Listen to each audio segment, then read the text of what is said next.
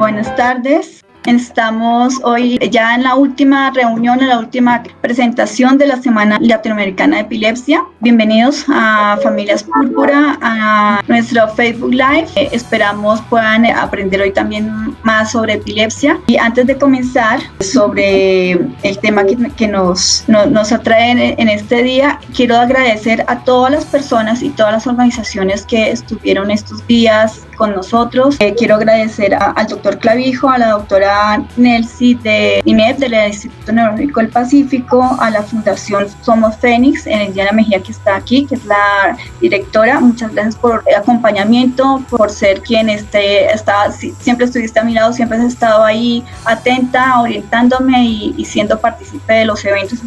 Gracias a Somos Fénix, a Liana, al equipo de Epilepsia y Juventud de Chile, Noemí, a Claudio, muchas gracias. Yo sé que ahorita se van a conectar, así que les agradezco mucho a ellos, a Gustavo Leao, que fue nuestro invitado especial del lunes y estuvo presente Brasil en la Semana Latinoamericana, a la comunidad de Epilepsia Colombia, que hace parte de Familias Púrpura. Ellos quieren ser más visibles y aquí estamos para abrir las puertas a ellos. Entonces también pues a lo que es la Fundación Consciente y Expertia, que nos acompañan en este día.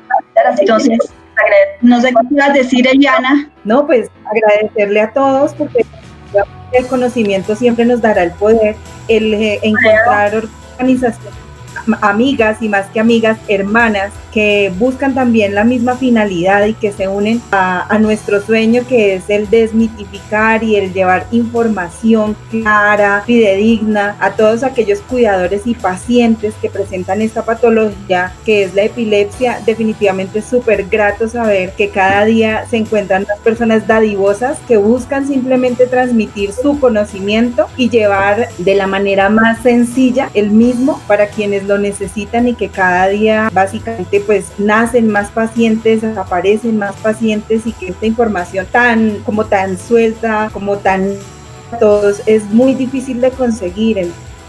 Los participantes, a las organizaciones que se unieron con Familias Púrpura y con nosotros a ser parte de esta Semana Latinoamericana. Un abrazo grande desde Colombia para quienes no están aquí, y para quienes lo están, igual un abrazo grande, porque por ahora solamente a la distancia nos podemos ver. Muchas gracias. Bueno, muchas gracias, Eliana. Bueno, muchas gracias, Dios te bendiga.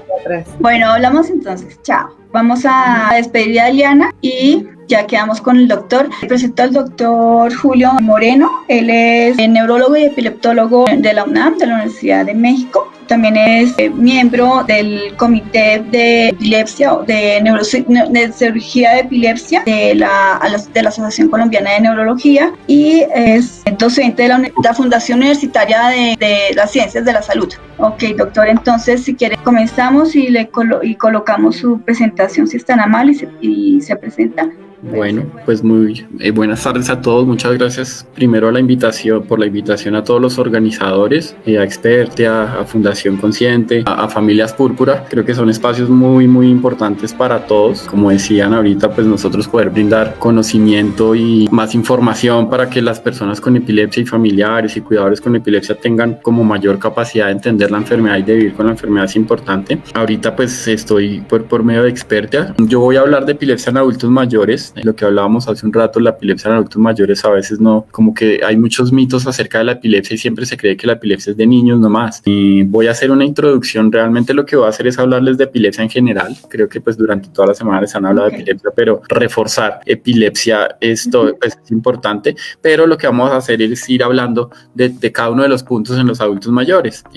Para hablar de epilepsia, muchos conocemos la definición, necesitamos saber qué es epilepsia. La epilepsia es, digamos que es una entidad en la que vamos a encontrar crisis epilépticas. Las crisis epilépticas son un evento, es transitorio, porque es un evento que ocurre de un momento a otro, tiene un inicio claro y un final claro. O sea, todas las personas que pronto convulsionan o que han visto a alguien convulsionar, o sea, uno cuenta cuando comienza y cuando termina, es un evento transitorio. Signos y síntomas, porque pueden aparecer muchas cosas, que voltea la cabeza hacia un lado, que mueve un brazo, que hay un grito, todos esos son los signos y síntomas, y que es secundaria una actividad neuronal anormal, excesiva o asincrónica. Esta fotico de acá abajo nos muestra gráficamente lo que es el sistema nervioso central. Es una red infinita de millones de neuronas conectadas una tras otra, que finalmente esto es electricidad, son como como redes infinitas que hay en el cerebro. Cualquier daño en alguna de estas redes, que es lo que llamaríamos como en términos coloquiales un cortocircuito que haya entre esta y esta, pues es lo que va a haber una actividad neuronal anormal, y eso es lo que nos va a llevar a presentar una crisis epiléptica. Digamos que esto es lo que se conoce como una convulsión, como una crisis, y ya la epilepsia como tal pues es una alteración cerebral, o sea que hay un daño, que hay un cortocircuito en esta que es permanente y que nos va a llevar a una predisposición a generar crisis epilépticas. Hay algo muy importante, esta es la definición que nos trae la ILAE, que es la Organización Mundial en contra de la Epilepsia, y esto me parece muy interesante siempre analizarlo. Las consecuencias de la epilepsia son neurobiológicas. Ahí hacemos referencia, por ejemplo, a los cambios de la memoria que tenemos a través del tiempo con la epilepsia, cambios de comportamiento que pueden haber, trastornos depresivos, muchas cosas que al estas neuronitas no conectarse bien nos pueden comenzar a generar con el tiempo si no controlamos a tiempo las crisis.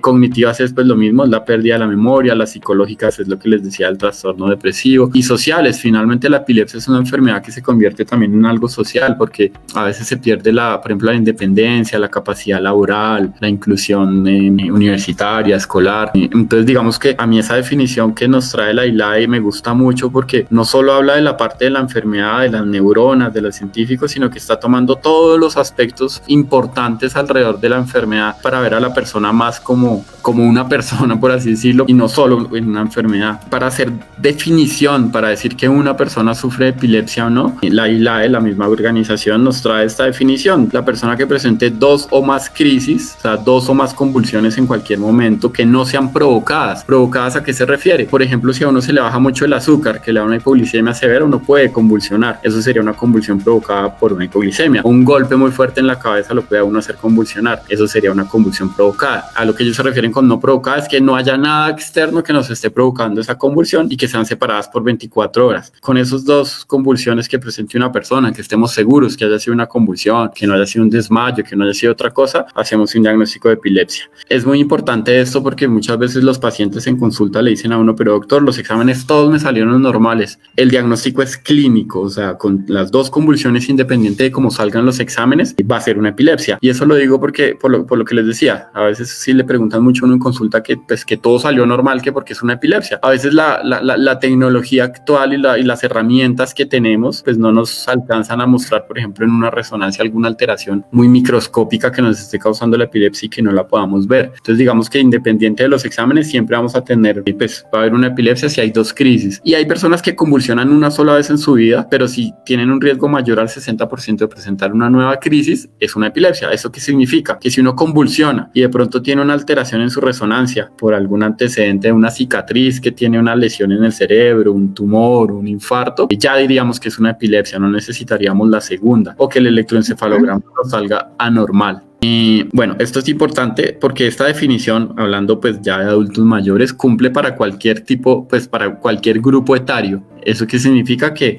es la misma definición, bien sea para pacientes jóvenes, para niños, para adultos mayores, de todo es la misma definición. Y acá es donde entramos a hablar de quienes sufren de epilepsia. Realmente lo que decíamos al principio, y muchas personas, o a veces se ha creído, o mucha gente todavía piensa que la epilepsia es solo en niños, o que si tenemos un familiar con epilepsia. No necesariamente, la epilepsia puede aparecer a cualquier edad.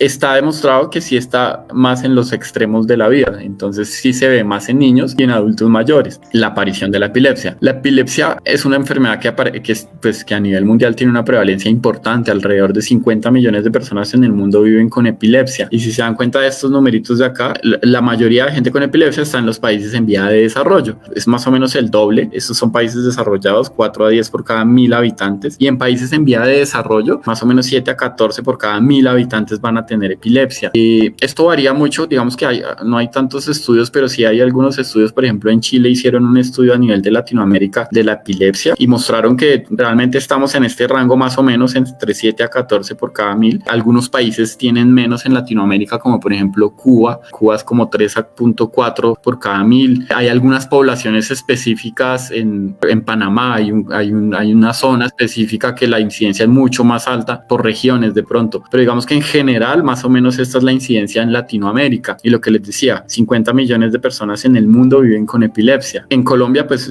ahora pues nosotros estamos acá en Colombia. No tenemos registros, doctor.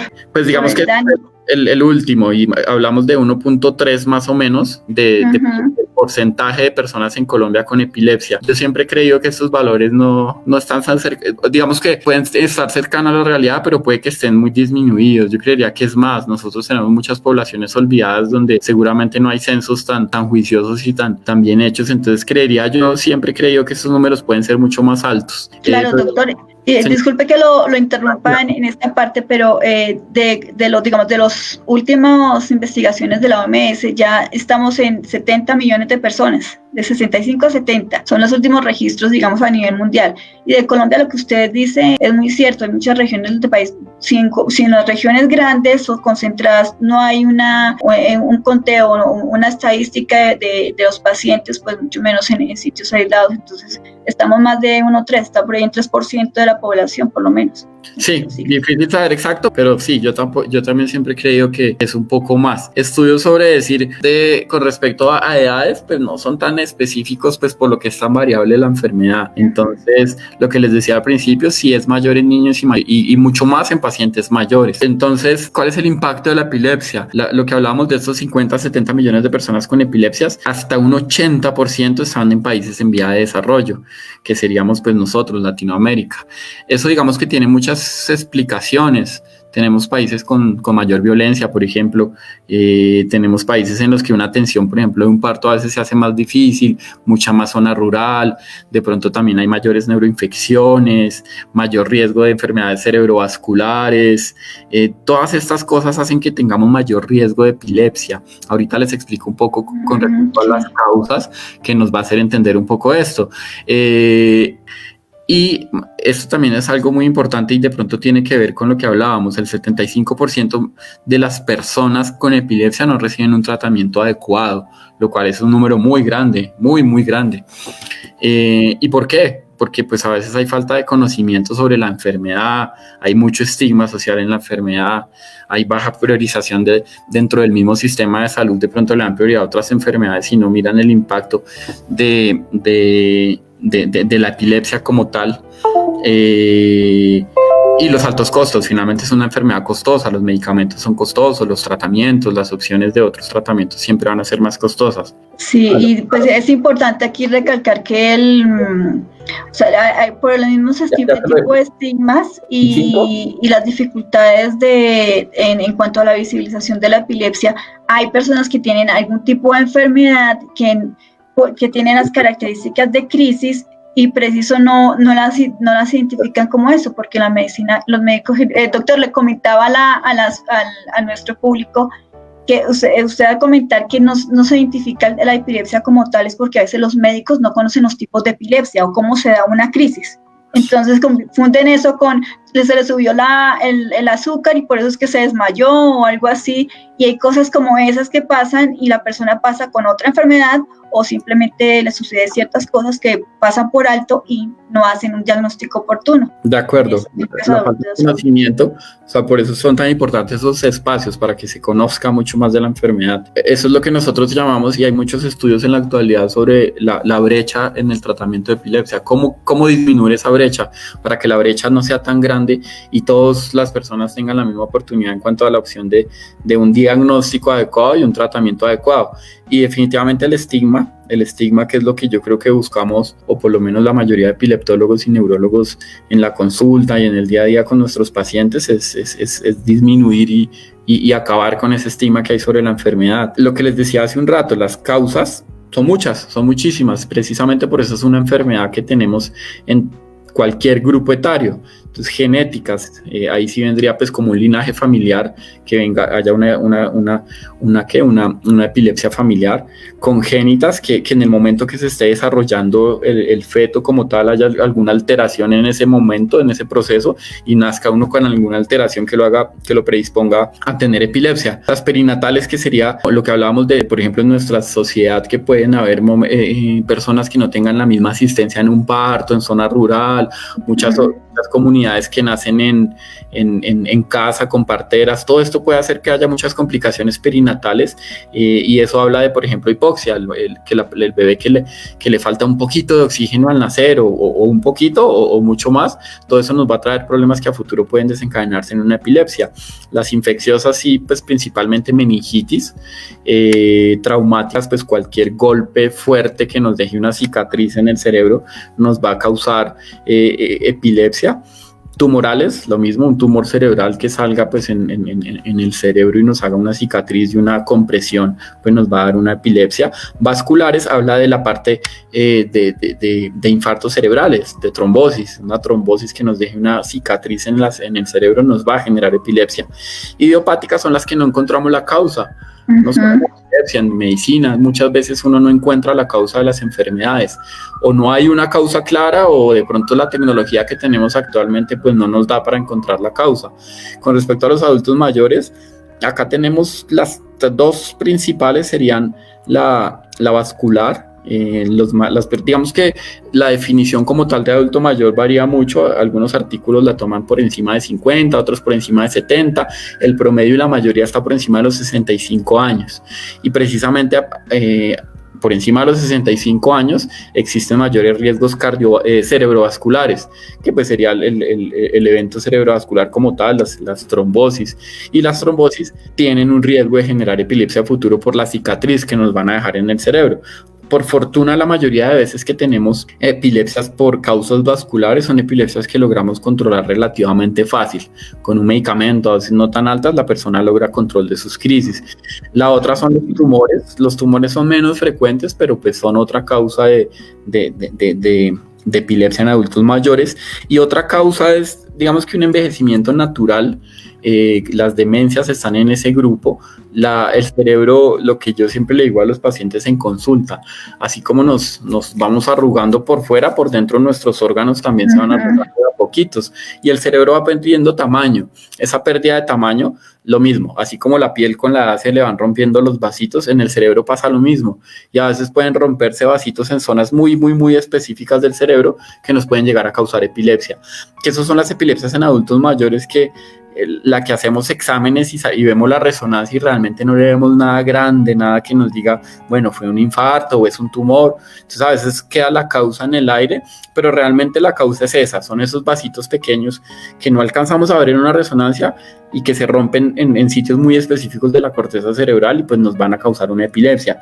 Lo mismo, digamos que no hay, la epilepsia en el adulto mayor generalmente se logra controlar fácil. Y bueno, pues digamos que con respecto a las genéticas en adultos mayores ya es muy raro. Las genéticas generalmente tienen un control en la tercera, cuarta década de la vida, 30, 40, 50 años, generalmente esas epilepsias ya se logran controlar mucho más fácil, entonces las personas a futuro no van a tener crisis. Las infecciosas y traumáticas generalmente sí van a quedar pues para el resto de la vida, porque la cicatriz va a estar ahí en el cerebro, pero lo mismo, con el tiempo a veces esas epilepsias se logran controlar un poco mejor, un poco más fácil, pero que aparezcan en la adulta como tal van a ser sobre todo las tumorales y las vasculares, y las que les explicaba del envejecimiento normal del cerebro. Y pues, por ejemplo, la hipertensión arterial a futuro, que nos rompe esos vasitos y nos puede dar una epilepsia sin necesidad de haber generado una trombosis como tal. La epilepsia pues la clasificamos en dos grupos grandes, que son el comienzo generalizado de las crisis o el comienzo focal. Entonces acá tengo una gráfica que es bien explícita. Focal significa que este es el cerebro. ¿Y qué significa? ¿Se acuerdan lo que les mostré del cortocircuito de las neuronas? Entonces significa que en este grupo de neuronas, en este grupo, hay alguna alteración. Y es lo mismo, la alteración puede ser, por ejemplo, por un trauma, por un tumor, por un infarto. Entonces, cualquier cosa que nos deje acá una cicatriz en este pedacito del cerebro va a ser una epilepsia focal. ¿Focal por qué? Pues porque es un foco. Entonces, y las generalizadas es que hay una descarga generalizada y que se activa inmediatamente toda la corteza cerebral, y estas generalmente son las genéticas. En adultos mayores vamos a encontrar principalmente las focales. Por lo mismo, por lo que les decía, algo vascular pues va a ser delimitado a una zona. De pronto puede ser algo vascular más grande, un infarto cerebral un poco más grande y nos va a comprometer pues un pedazo más grande del cerebro o medio cerebro. Entonces digamos que en estos casos podemos encontrar en los adultos mayores por un infarto cerebral, por un tumor, un trauma, pues el trauma también está en cualquier edad, ¿no? Uno no está exento de tener un trauma en ninguna edad, entonces el trauma también estaría ahí involucrado. Entonces estas tres son las que vemos principalmente en adultos mayores. Estas generalizadas son las genéticas, generalmente las que la persona nace con la epilepsia, que son más, se desarrollan sobre todo en niños y en adolescentes. Ya después de ciertas edades, después de los 20, 25, que exista una epilepsia generalizada, realmente es muy extraño. Y las multifocales es algo que nos causa muchas lesiones en el cerebro. Por ejemplo, una infección, una meningitis por bacteria o por parásitos o por virus, pues nos puede dejar varias cicatrices en el cerebro y esa es la que conocemos como multifocal. O sea, hay varios focos, varios pedacitos del cerebro que se alteraron, se dañaron y nos pueden causar epilepsia. Y repito, pues en los adultos mayores lo más frecuente pues va a ser la epilepsia focal. El tratamiento de la epilepsia del pilar a lo largo de toda la vida, pues desde que se descubrió, ha sido los medicamentos anticonvulsivantes. Es el fundamento para el tratamiento de los pacientes con epilepsia. Nosotros, digamos que uno busca un objetivo pues con cualquier tratamiento, no solo con los anticonvulsivantes. El principal, y pues precisamente hasta el nombre del medicamento lo dice, es eliminar las crisis. Si no las logramos eliminar, pues por lo menos reducir su frecuencia. A veces hay pacientes que son de más difícil manejo que otros. A veces intentamos es bajar al máximo las crisis, así no logremos controlarlas 100%, o por lo menos modificarlas, que si el paciente hacía una crisis de las focales, pero llegaba a generalizar, de pronto bloqueemos para que no generalice. Digamos que lo que buscamos siempre es eliminarlas, claro, cero crisis es nuestro objetivo. Cuando no se logra, intentar bajarlas o que por lo menos esas crisis no tengan tanto impacto en su calidad de vida. Lo otro que buscamos con los medicamentos, sabemos que son medicamentos que actúan en el sistema nervioso central. Al actuar sobre el sistema nervioso central, pues vamos a tener efectos secundarios sobre el sistema nervioso central, generalmente sueño, mareo, náuseas. Entonces nosotros buscamos siempre que elimine las crisis, pero que tampoco tengamos efectos adversos. Yo siempre le digo al paciente, si no logramos ninguno de estos dos, o uno no lo estamos logrando, pues tenemos que buscar otra opción. Ahorita la cantidad de medicamentos que tenemos disponible es muy, muy amplia. Entonces, si digamos, lo tolero muy bien, pero no elimino las crisis, pues busquemos otro que sí nos elimine las crisis. O si nos está eliminando las crisis, pero definitivamente no lo tolero porque tengo un mareo todo el tiempo y no puedo con el mareo o con el sueño, pues busquemos otra opción de medicamento. O sea, esos dos objetivos sí o sí los tenemos que lograr siempre. Y al lograr pues vamos a ir a los otros objetivos, que es auxiliar al paciente a mantener o restaurar sus actividades vocacionales y psicosociales comunes. Y es lo que hablábamos de esa inclusión social, de esa inclusión laboral, de esa inclusión escolar. Todo eso es lo que nosotros buscamos al eliminar las crisis, que la persona, y siempre se lo digo también a los pacientes en consulta, una persona con epilepsia es una persona normal. Sí. Simplemente tenemos que controlar las crisis. O sea, es como hay unos que tienen hipertensión, unos que tienen diabetes, pero hay unos que tienen epilepsia. Simplemente necesitamos es controlar las crisis. Y si controlamos las crisis, podemos llevar una vida completamente normal con una inclusión laboral y una inclusión social, que pues es lo importante. Sí, doctor.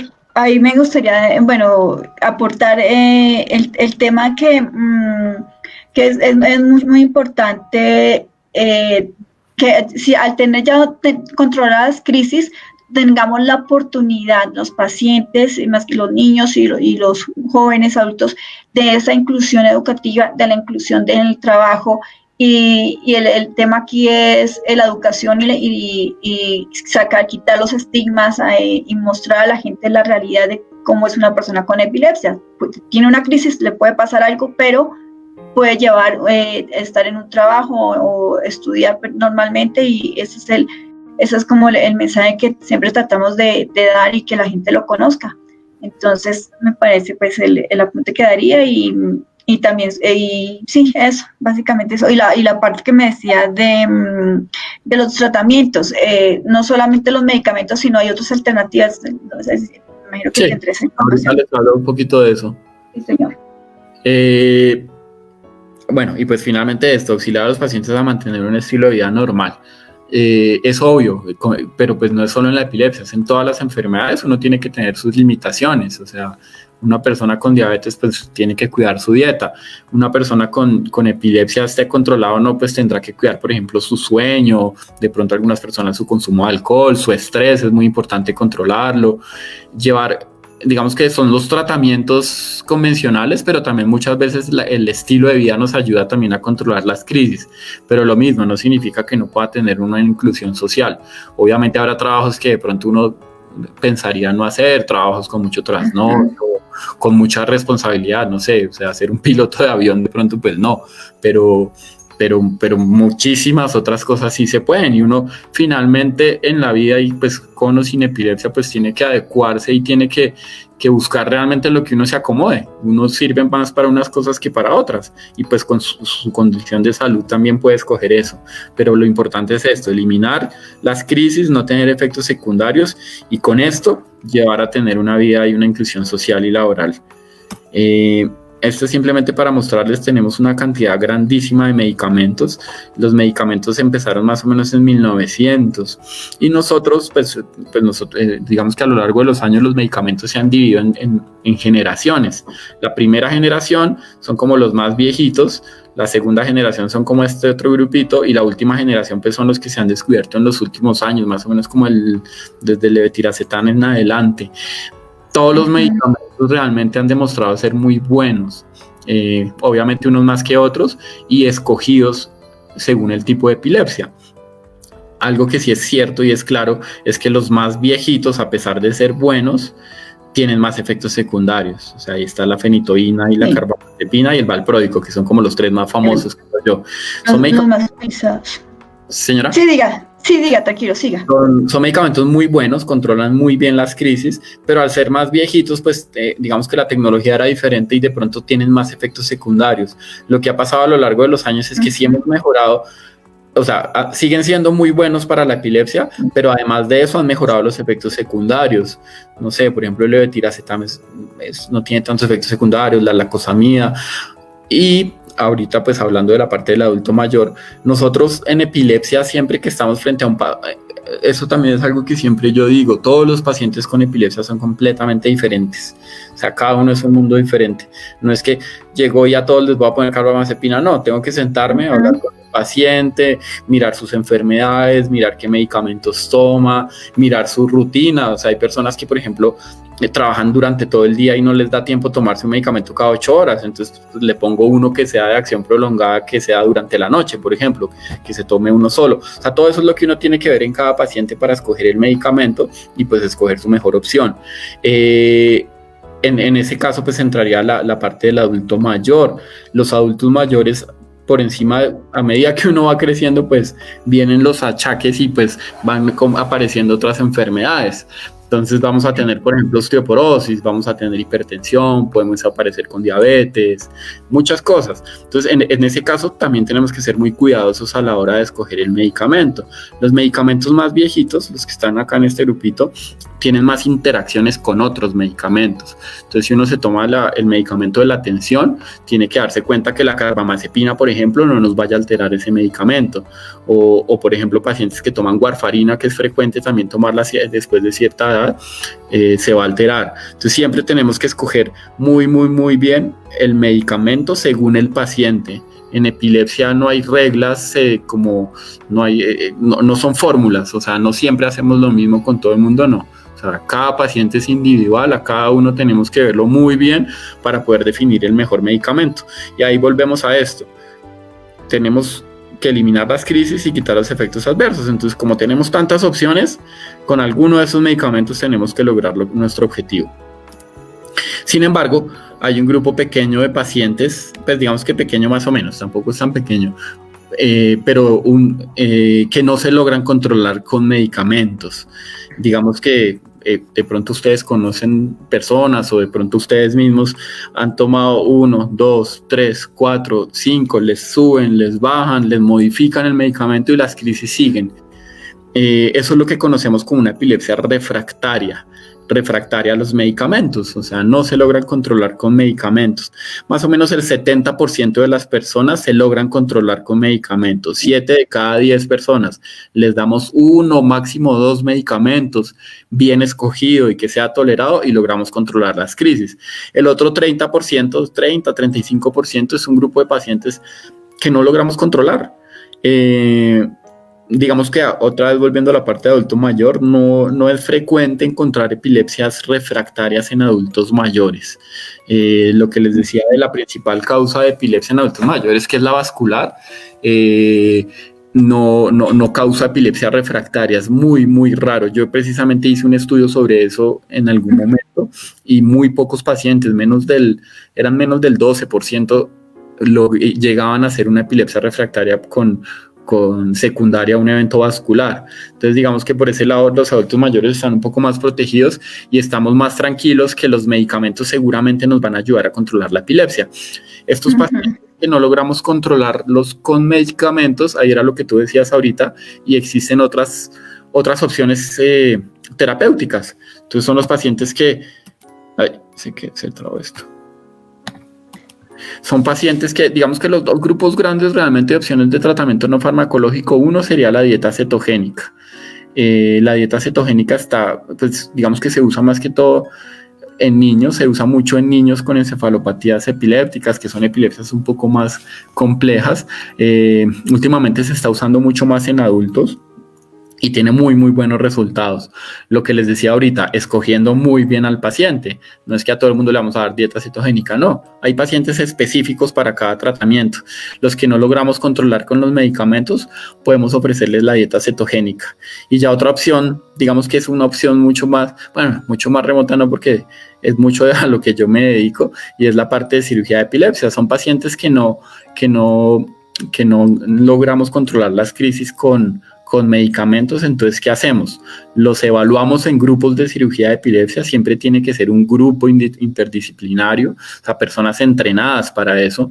No cualquiera puede llegar a tomar decisiones en cirugía de epilepsia, porque realmente son decisiones que tienen que ser muy, muy, muy, muy, muy bien hechas. O sea, se tiene que estudiar muy bien al paciente. Entonces son pacientes que evaluamos en estos grupos, les hacemos exámenes un poco como más avanzados, más especializados, con el fin de encontrar ese foco. El foco que yo les decía, lo que hacemos es encontrar este pedacito. Nosotros tenemos que encontrar este pedazo.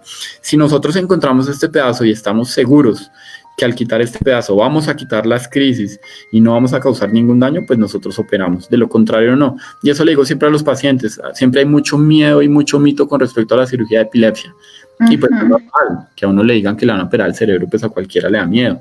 Sin embargo, si se hace en equipo, con un buen grupo, con experiencia, y uno logra encontrar muy bien este pedazo y estar tranquilo y seguro que no va a pasar nada, lo quita y seguramente va a haber un muy buen control de crisis. Las crisis en cirugía de epilepsia uno las logra controlar si está bien escogido el paciente, entre un 70 hasta un 100% libertad de crisis. Sí. Bueno, lo que les decía, los adultos mayores generalmente no llegan a esto, es raro, es muy raro. Nosotros el paciente mayor que hemos operado fue 71 años, me parece, pero es algo muy, digamos que... extraño. Exótico, no es lo frecuente, y no son pacientes que comenzaron con su epilepsia en la edad adulta. Los pacientes mayores que llegan a los programas de cirugía son pacientes que llevan muchos años con epilepsia, que eso era lo que hablábamos al principio de que no hay conocimiento y no se derivan los pacientes a estos grupos. Ahí sí es haciendo los pacientes entre más temprano, los pacientes que no se controlan con medicamentos, entre más temprano los veamos en estos grupos, mejor les va a ir a lo largo de su vida. En el mundo se demoran, y no solo acá, o sea, yo hice un estudio en Canadá precisamente sobre eso, y un paciente se demora hasta 20 años en llegar a un grupo de cirugía de epilepsia. Por eso nosotros tenemos adultos mayores de 61, 65 años más o menos, a veces nos llegan pacientes, pero lo que les digo, no son pacientes que comenzaron con la epilepsia a esa edad, sino que llevan muchísimos años con epilepsia y hasta esas edades nos llegan. En adultos mayores, lo que les hablaba de escoger el medicamento, digamos que hay que tener muchas precauciones en personas mayores con epilepsia. Uno, pues son cambios en el metabolismo. El cuerpo, pues a medida que pasan los días se va envejeciendo y lo que les decía, nos arrugamos por fuera, pero por dentro también todos nuestros órganos van cambiando. El hígado ya funciona diferente, el riñón funciona diferente, las hormonas se actúan diferente. Entonces siempre tenemos que escoger muy bien los medicamentos pensando en eso. Ya nuestro riñón no va a aguantar una dosis tan alta, entonces nos toca controlarla y bajar las dosis en adultos mayores. La distribución del agua es diferente, hay mucha menos agua, entonces también tenemos que pensar en eso. Siempre en los adultos mayores, uno a veces en los jóvenes hace los estudios de sangre, de hígado y de riñones y eso por ahí cada año, en los adultos mayores de pronto toca estar un poco más encima de esto, por lo menos cada 6 meses. Pero lo que les hablaba de los grupos de medicamentos, los de última generación son medicamentos que son mucho más seguros para los adultos mayores. Medicamentos como levetiracetam, lacosamida, brivacetam, que llegó hace poquito al país, son medicamentos que no tienen tanto paso por el hígado o por los riñones. Y ya contamos... Doctor. La lamotrigina también es un muy buen medicamento, muy bueno. A mí no me gusta es porque a veces toca comenzarlo muy lento y se demora uno un montón de tiempo en llegar a la dosis que quiere para evitar alergias, pero cuando ya logra uno la dosis que quiere es muy bueno. Digamos que ese grupito son los medicamentos más seguros en personas mayores. El levetiracetam, la lacosamida, el briviacetam y la lamotrigina, esos son como los que uno más debería usar, y lo que les digo, sobre todo por estos cambios metabólicos que hay. Lo otro son las comorbilidades, las otras enfermedades que tienen los adultos mayores: hipertensión, diabetes, tiroides, osteoporosis. Entonces lo mismo, uno escoge los medicamentos teniendo en cuenta que no vayan primero a interaccionar con otros medicamentos que tome la persona para otras enfermedades, y que no vaya pues a alterar la enfermedad como tal, o sea, no nos vaya a afectar el riñón o el hígado, otras cosas. Lo mismo, múltiples medicamentos, entonces hay que tener cuidado en las interacciones. Acá me quedó repetido cambios en metabolismo. El riesgo de caída es algo que siempre hay que tener en cuenta. A medida que crecemos, pues vamos perdiendo reflejos, a veces puede haber alguna secuela de algo, entonces siempre es importante evitar medicamentos que nos causen alteraciones en la marcha o mucho mareo. Por ejemplo, la fenitoína es un medicamento que da mucho mareo, puede dar vértigo y puede alterar la marcha. Algo importante, por ejemplo, que no se tiene en cuenta: los pacientes mayores que tienen problemas de próstata se van a parar varias veces al baño en la noche. Entonces, si uno les pone un medicamento que les dé mucho mareo, se va a levantar mareado para el baño y se va a caer, y eso toca tenerlo en cuenta también. Entonces siempre evitar medicamentos que nos den mucho mareo, y si en principio vemos que el medicamento está causando mucho mareo, pues toca cambiarlo por otro y buscar uno que se adecue mejor. Y la demencia es importante porque en la demencia, hablando de Alzheimer y de cambios de la memoria, a veces nos pueden traer deterioro, cambios del comportamiento, a veces hay mucha irritabilidad, a veces hay agresividad. Entonces también tenemos que tener en cuenta medicamentos que no nos vayan a empeorar esto. Sí. Esto era lo que yo les traía. Esto es una analogía que siempre hago. Acá estamos nosotros y esta es la montaña, y así es la epilepsia. Es un mundo enorme, gigante.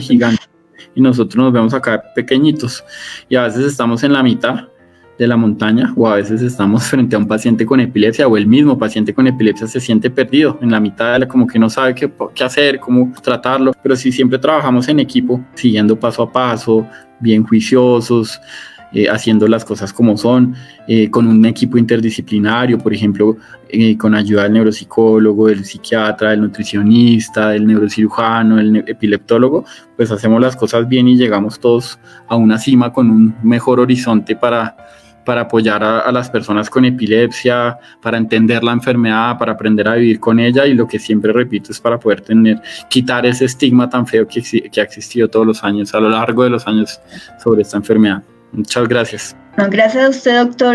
Muy buena la presentación, y aquí ya comenzaron las preguntas. Entonces voy a ir pasando a las preguntas de nuestro público.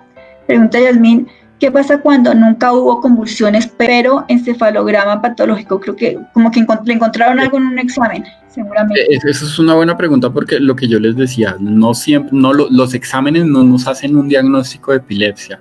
El diagnóstico de epilepsia es completamente clínico y existe un pequeño porcentaje de la población que puede tener un electro anormal sin tener epilepsia, o sea, sin convulsionar. Hasta más o menos como un 6-7% de la población puede tener un electro anormal y no ser epiléptico. Entonces, por eso nosotros como médicos tenemos que saber eso y no recetar sobre exámenes. O sea, nosotros recetamos si tenemos un diagnóstico clínico y nos puede pasar. Hay que ser siempre muy cautelosos con esos exámenes que le llegan a uno y revisar muy bien toda la historia del paciente, no solo basarse en un examen. Cuando hay historia de epilepsia en la familia, a veces uno puede tener un examen anormal sin ser epiléptico. Entonces sí puede pasar y no hay y algo muy importante es que no hay indicación de tomar medicamentos. O sea, si uno nunca ha convulsionado, pero tiene un electro anormal, no tiene por qué tomar anticonvulsivantes y tampoco lo va a prevenir. No existe, como a veces está el mito de tomar el anticonvulsivante para prevenir que aparezca la epilepsia, no se hace. Ok, aquí viene otra pregunta. ¿Cuándo la causa de la epilepsia es perinatal? ¿Es para toda la vida? O sea, como que alguien que... desde pequeño, ¿no? Entiendo, generalmente sí. Cuando digamos que las principales causas perinatales son dos, la hipoxia, o sea, la falta de oxígeno al nacer, y la hipoglicemia neonatal. Son dos causas muy, muy importantes. ¿Qué pasa? Que el cerebro todavía no es un cerebro maduro. Entonces, cualquier alteración a tan temprana edad sí nos va a dejar secuelas generalmente. Obviamente depende de qué tan grave fue la hipoglicemia o de qué tan prolongada fue la falta de oxígeno. A mayor tiempo de falta de oxígeno, pues mayor severidad y viceversa. Son epilepsias que sí pueden variar mucho en el tiempo. A veces uno ve pacientes que tuvieron una hipoxia severa y con una lesión muy grande y realmente las crisis son o se controlan fácil o duran muchos años sin crisis, pero la epilepsia finalmente va a estar ahí. La epilepsia es una enfermedad que no tiene cura, finalmente. Pero lo que les decía, todas las enfermedades... Un buen tratamiento. Tiene cura, pero si uno logra dar su tratamiento, pues lo va a tener controlado. Sí, mira, aquí Robin pregunta, dice, perdón, los que sufrimos al principio la meningitis, ¿por qué le da la epilepsia? O sea, no es causa como tal la meningitis, sino que puede pasar, entonces es una causa, ¿cierto, doctor? La meningitis causa, o sea, nos puede dejar epilepsia porque la meningitis es una infección sobre el cerebro y sobre las meninges y puede dejar cicatrices. Digamos que el virus o la bacteria entra y deja una cicatriz sobre el cerebro y esa cicatriz que queda en el cerebro es la que a futuro, es lo que les mostraba del cortocircuito, el pedacito que queda dañado es un pedacito con cortocircuito y a futuro pues puede causar epilepsia. Sí, fíjense que el doctor Clavijo nos contaba el martes que la epilepsia podía darse en una edad avanzada o adulta por algún daño que hubo en el cerebro cuando era más joven. O sea, que quedó, lo que dice el doctor, quedó ahí algo y puede suceder en el futuro. O sea, que puede ser una predisposición. Es que se activan los focos, o sea, el foco puede estar ahí toda la vida y activarse por alguna razón X en cualquier momento de la vida o nunca activarse. Me acuerdo mucho que vi hace un tiempo un paciente que tenía algo muy muy claro que generalmente da epilepsia y el señor ya tenía 80 años y nunca en la vida convulsionó.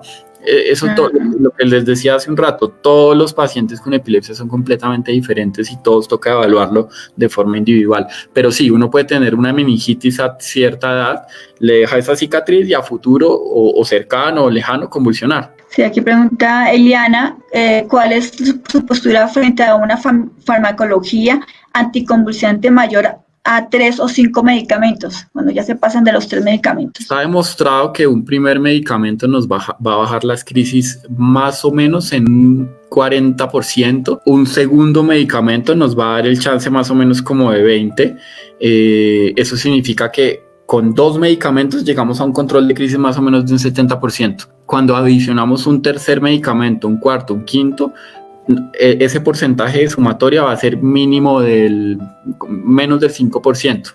¿Qué significa? Que si con los 2 medicamentos que le dieron al principio el paciente medicamentos bien escogidos para el tipo de epilepsia, tolerados por el paciente, no se logró controlar, es muy difícil que con un tercer, cuarto, quinto medicamento lo vayamos a controlar y posiblemente estemos frente a una epilepsia refractaria y tengamos que buscar opciones terapéuticas diferentes. Sí, aquí hay una pregunta.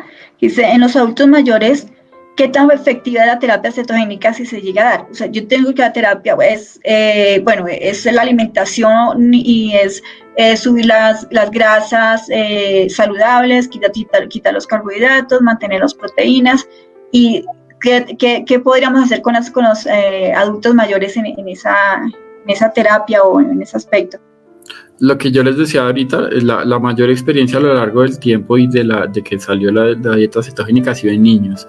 Se viene usando en los últimos años mucho en adultos con buena respuesta, que es la dieta Atkins modificada, que es diferente, pero pues como es finalmente el mismo mecanismo. En adultos no hay estudios grandes, como tiene que cambiar uno tanto el metabolismo, y lo que yo les decía que ya ha cambiado el metabolismo en adultos mayores, por eso realmente, y yo sinceramente experiencia en adultos mayores con dieta cetogénica no tengo, creería que no hay mucha, no debe usarse mucho, y también es por lo otro que les decía, en los adultos mayores es raro encontrar epilepsias refractarias, y la dieta cetogénica realmente la usamos sobre epilepsias refractarias cuando los medicamentos no funcionaron. Entonces por eso la experiencia en adultos con dieta cetogénica no es tan amplia. Ok, o sea, es mucho más efectiva en los niños y pues está demostrado, entonces y en adultos es mejor las otras. Algunas epilepsias, pero digamos que uno primero tiene que pasar por otras opciones, que obviamente primero los medicamentos, y en adultos jóvenes, mayores, no tan mayores, sí hay opciones, por ejemplo, quirúrgicas que pueden ser mejores. Hay que evaluar cada paciente, pero en adultos mayores no creo que haya tanta experiencia por lo mismo, porque no hay tanta epilepsia refractaria a esas edades. Aquí tenemos otra pregunta de Esteban. Me operaron una lobotomía occipital derecha y a los 5 años me volvieron las convulsiones. Hay varias opciones. Lo que yo les decía, uno tiene que encontrar el sitio exacto de donde está la epilepsia. A veces operamos a los pacientes o operan los pacientes y digamos que se logra quitar un pedazo, pero no se logra quitar completo el pedazo de epilepsia, y pueden ser muchas causas. Una, que si digamos es occipital, en la región occipital la información de la visión. Entonces, si uno quita un pedazo más allá, posiblemente tenga secuelas visuales. Entonces, muchas veces en cirugía uno delimita hasta donde puede quitar, sabiendo que posiblemente queden las crisis. Otra opción es que en su momento solo se haya encontrado un pedazo, se quitó el pedacito y todavía queda otro pedacito que posiblemente también se pueda operar. Uno puede a veces ir a una segunda instancia quirúrgica para quitar el pedacito que faltó. Depende mucho de la patología, lo que hayan encontrado en el estudio histopatológico depende. Sí, aquí hay algunas preguntas que son de mamás, porque esto está grande. Mi mamá tiene epilepsia hace 34 años, hace un año tuvo crisis tónico-clónicas muy seguidas, ahora le dan de ausencia, toma 1000 de levetiracetam diarios y en uno de los exámenes últimos no le sale nada. Eso puede pasar. La respuesta del psicólogo es que ella que se hace la enferma y veo las crisis y son muy reales. ¿Me verás cómo trabajar eso, doctor, ahí con esta paciente? Consulta, porque está muy largo. Digamos que puede pasar, hay algo que se llaman pseudocrisis. A veces la carga psiquiátrica y emocional puede llevar a las personas a que presenten eventos que llamamos eventos paroxísticos no epilépticos, que simulan convulsiones y no lo son. Ahí toca ahí sí sería en serio evaluar muy bien a la persona, interrogarla, ver qué está pasando, si es algo psiquiátrico o pues si es una epilepsia. Que no salga nada en el electroencefalograma no significa que no sea una epilepsia. Uno puede convulsionar y tener un electro normal. El electro es un examen de 20 minutos. En esos 20 minutos no hubo una descarga y ya, simplemente pasa eso y no significa que no esté la epilepsia.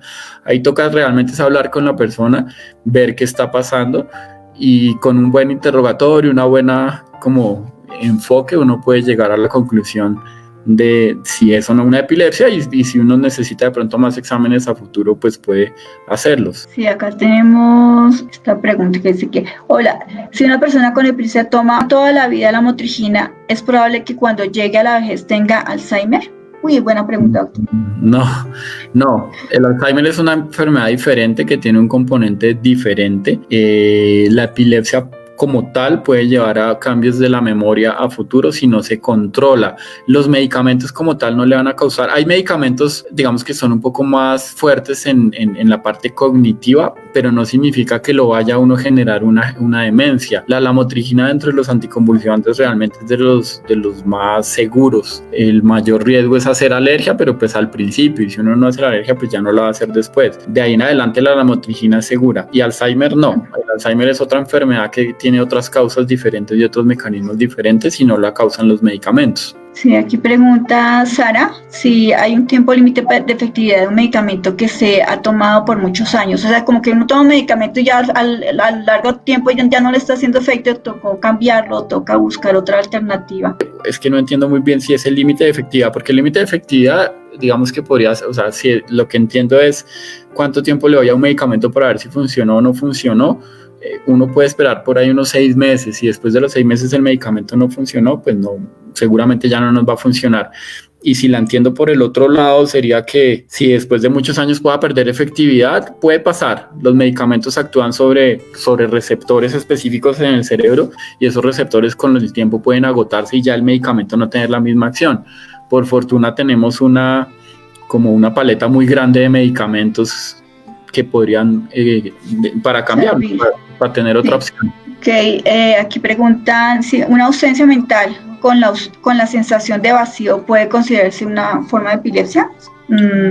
Ahí, de pronto, dentro de las crisis convulsivas hay muchos tipos de crisis epilépticas. Las más comunes, las que todos conocemos, pues es la típica convulsión, pero lo que les mostraba del foco en el cerebro, el cerebro es un mapa de las funciones de nosotros. Entonces en un lado está el lenguaje, en otro lado está la memoria, en otro lado está el movimiento de la pierna. Dependiendo de dónde esté el foco, nosotros podemos tener diferentes representaciones de las crisis. Entonces sí hay crisis que comienzan con un vacío y luego la persona se desconecta y queda como ausente. Son muy frecuentes en un lóbulo que es el lóbulo temporal. Entonces digamos que uno sí tendría que hacer estudios y determinar si eso que está presentando la persona son crisis. Ok, doctor, aquí dice que tomar tantos medicamentos anticonvulsivos pueden producir enfermedades psiquiátricas. Digamos que hay medicamentos, todos los medicamentos tienen perfiles y algunos causan efectos secundarios más que otros. Algunos pueden causar efectos secundarios psiquiátricos como irritabilidad, algo de depresión, pero es un efecto secundario del medicamento, no significa que el medicamento lleve a una enfermedad. Uno en psiquiatría, digamos que eso es un tema muy grande, que es psiquiatría y epilepsia, y uno tiene que definir 3 cosas. Uno, si es una enfermedad psiquiátrica con la epilepsia, si es una enfermedad psiquiátrica por la epilepsia, o si son efectos secundarios de los medicamentos. Pero los medicamentos como tal no causan una enfermedad, causan efectos secundarios que pueden ser psiquiátricos. Depresión o irritabilidad es lo más frecuente. Aquí pregunta, bueno, algo para niños, pero es importante, yo creo que es Cristian que pregunta, ¿por qué se prefiere utilizar ácido valproico en niños y la motrigina en niñas? No sé, eso la verdad.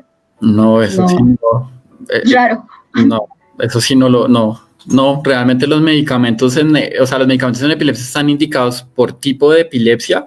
Entonces las focales, las generalizadas, hay unos medicamentos que se usan más para unas, otros más para otras, y en grupos de edades. Hay algunos medicamentos que están recomendados a ciertas edades, pero por género no hay una diferencia de medicamentos realmente. Bueno, mentiras, sí hay una. El ácido valproico tiene mayor efecto sobre la parte en mujeres. En edad reproductiva, el ácido valproico sí puede alterar. O sea, si la mujer quiere quedar embarazada en algún momento, sí Sí, qué pena, ahí sí sería eso, de pronto es más en eso. Es por ahí, sí. Sí, no había caído en cuenta y es por ahí la respuesta, y es que las niñas, el ácido valproico puede tener problemas en la reproducción, y ni siquiera en la parte hormonal, en su ciclo menstrual puede alterarlo, pero también sobre todo cuando van o sea, sobre el feto como tal, si quedan embarazadas, el ácido valproico hay que quitarlo, y está indicada la lamotrigina en ese caso. No, pero digamos, es que entendí mal al principio, no significa que haya medicamentos para niñas y medicamentos para niños. No. Es simplemente que hay que sí pueden actuar más sobre la parte reproductiva de la mujer y no son recomendados en edad fértil. Sí, pero eso, pues aquí Sara preguntaba eso, para niñas y estaba preguntando, ya le respondimos la pregunta. La lamotrigina es muy segura en el embarazo, entonces no tendríamos problema. Aquí pregunta, ¿pero algún medicamento para la epilepsia puede afectar la memoria? La misma pregunta Victoria, que tiene todavía la duda. Sí, realmente en la memoria como tal, o sea, es más riesgoso tener crisis todo el tiempo, que eso sí le va a deteriorar la memoria. Un medicamento que no es que actúe sobre la memoria, pero sí sobre la parte como de la fluidez mental, por así decirlo, es el topinamato. El topinamato pone un poco más lentas a las personas. La lacosiamida y la lamotrigina no. Lo que puede afectar a veces es eso, es un poco la fluidez, ponerlo un poco más lento, de pronto un poco de mareo, algunas cosas que sí lo pueden hacer uno pensar que está aprendiendo memoria, pero realmente no es que actúen directamente sobre la memoria, actúa más sobre la memoria de la misma epilepsia. O sea, si uno tiene muchas crisis todo el tiempo, pues su memoria se va a ir deteriorando, pero no significa que los medicamentos actúen directamente sobre la memoria, no. Ok, doctor. Yo creo que hemos cubierto muchos temas, entonces, la verdad, muy agradecida por su participación. Acá preguntan algo, yo creo que es la última pregunta que pasaríamos. Mi hijo tiene crisis de caídas, respondió al topinamato, pero durante el sueño sigue presentando crisis cada vez que duerme. ¿Cuál es el medicamento adecuado para esto? Han sido recurrentes 2 años y tiene 7. Sigue presentando estos. Digamos que ahí sí es difícil dar una respuesta, o sea, hay que obviamente ver el tipo de epilepsia. Pareciera que fuera una epilepsia focal, ahí hay varias opciones, lamotrigina, levetiracetam, pero digamos que eso sí es muy difícil sin ver entender, sí, señor. El caso o formular algo por acá. Bueno, entonces le agradezco mucho, les agradecemos la colaboración, el hecho de habernos hecho pues la conexión con el doctor Julio Moreno. Entonces, doctor, le quedo muy agradecida. Yo creo que muchas gracias por esa información tan importante, nos aclaró muchas dudas. Aquí Sara, muchas gracias también. ¿Quién más dice por acá?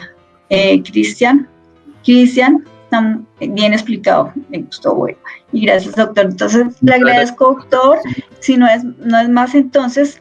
No, quería dar un saludo. Muchas gracias a ustedes por la invitación. Realmente me parecen muy importantes estos espacios, poder nosotros finalmente entre ustedes, las personas que están alrededor, los familiares, los cuidadores, los pacientes con epilepsia, y nosotros como médicos tenemos la labor de tumbar ese estigma que tanto odio sobre la epilepsia. Claro que sí. La labor y estos espacios lo permiten. Muchas gracias. No, gracias a usted. Y muchas gracias por la participación de ustedes, por estar en esta reunión. Un último comentario, no sé quién dijo acá un último comentario. Sobre la grabación, esto se va a grabar y va a queda aquí en Facebook y se va a grabar para nuestro canal YouTube, entonces pueden ir nuevamente al canal para ver la presentación. Muchas gracias, doctor. Entonces, muy buena tarde para usted y le agradezco mucho. Gracias, Familias Púrpura y todos los participantes. Nos vemos en una próxima reunión o actividad. Muy amable. Hasta luego, doctor. Muchas gracias. Hasta luego.